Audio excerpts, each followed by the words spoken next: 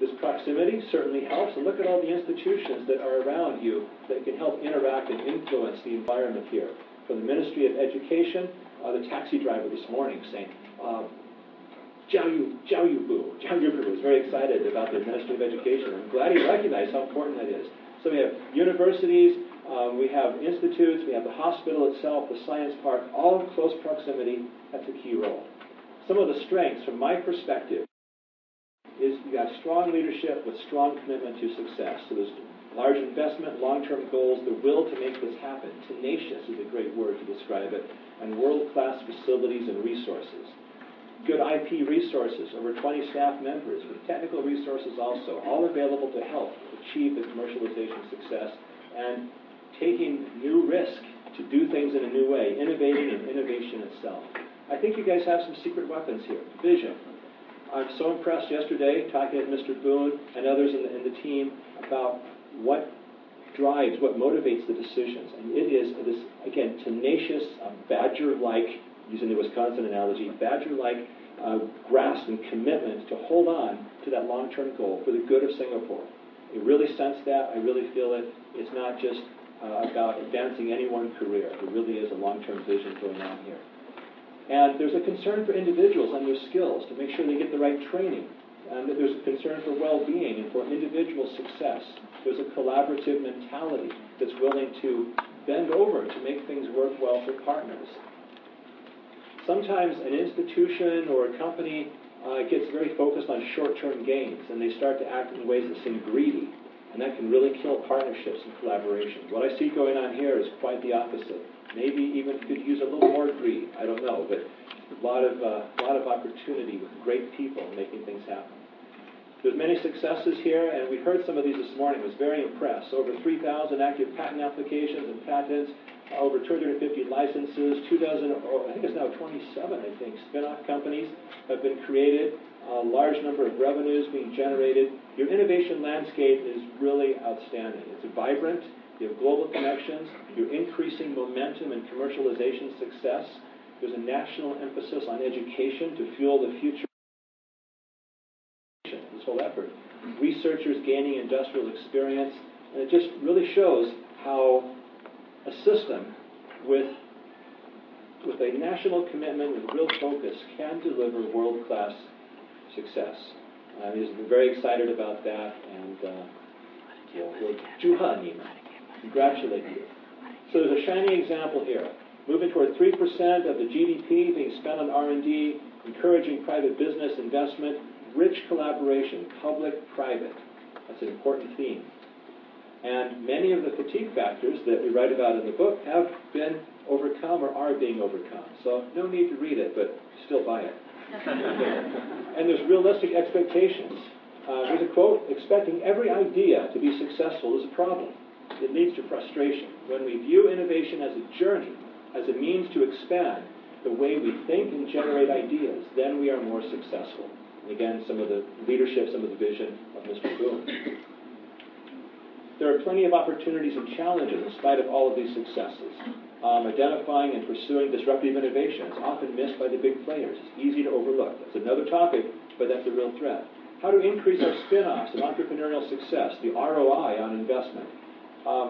Always a need in any organization to increase the focus on innovation and really listen and understand the voice of the innovator. Especially when you have strong top-down driven goals, there's the voice of the innovators below. Are you collaborating effectively, hearing them enough to take advantage of what they can contribute? Getting incentives right is always the right challenge. It's easy to go too far one way or the other, but that ROI becomes a key thing now for the future. How do you best identify also the next generation of disciplines to focus on? Big challenge. Well, there's much more I could say about Singapore and its recipe for success and innovation. But let's turn now to the other side of the world, and we'll find a parallel story underway in Wisconsin. In fact, in Madison, Wisconsin, at the University of Madison, Wisconsin, there is a massive adventure underway known as the Wisconsin Institutes for Discovery. And there are two arms to this. You see here an artist rendition of the building that is now under construction at the heart of this beautiful campus.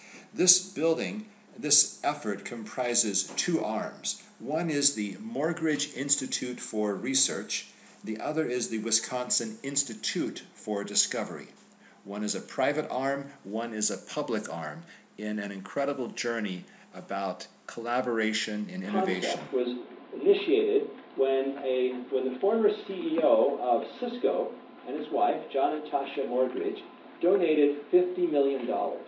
They came to the university, they came to the governor of Wisconsin and said, we want to solve one of the major barriers to effective collaboration between universities and industry. We're going to give you $50 million to do it. And this money was matched by a $50 million gift from the Wisconsin Alumni Research Foundation. WARF is its name. And a $50 million matching gift from the state of Wisconsin, thanks to our governor, Governor Doyle. WARF, if you haven't heard of it, is one of the world's most interesting technology transfer organizations. They have a number of blockbusters. They're the ones that license the patents from the University of Wisconsin-Madison and the whole university system in Wisconsin. They're sitting on $2 billion cash. They're giving $70 million to $100 million a year to the university. And that's even if all the money dried up, they would still have that $2 billion to keep funneling tons of money to the university. They are a true success in generating hundreds of millions of dollars of licensing revenues from some blockbuster patents. So we also have a visionary governor, visionary alumni of the university, and visionary university vision is absolutely key to having something like this happen. I want to talk about this private-public partnership. We have these two arms. Now, the big problem with industry interacting with universities is usually that the industry, well, it depends on who you ask. If you ask the industry what the problem is, it's those greedy university people. They want to own all the intellectual property rights. They won't collaborate. They're terrible to work with. And if you ask the university people, it's those greedy business people. They want to own all the intellectual property rights. They're terrible to work with. They can't collaborate. They don't understand that we need to publish.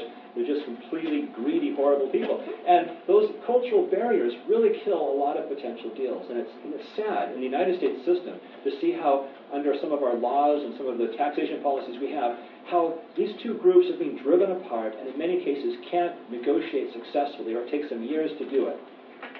So the vision of Mr. Morgridge and others was to help solve this problem. Let's create an institute where industry and university people can work side by side in the same building and collaborate and still have a private world where intellectual property is protected and a public world where things can be published and have strong collaboration between the two. It's a very interesting experiment.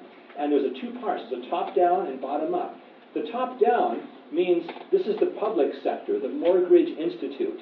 This is being led by people, very bright people. Dr. Sangtae Kim, for example, is the leader of the Morgridge Institute, where they are identifying, here are the areas we want to pursue, strategic areas of laser focus, let's go after them and hire the right people.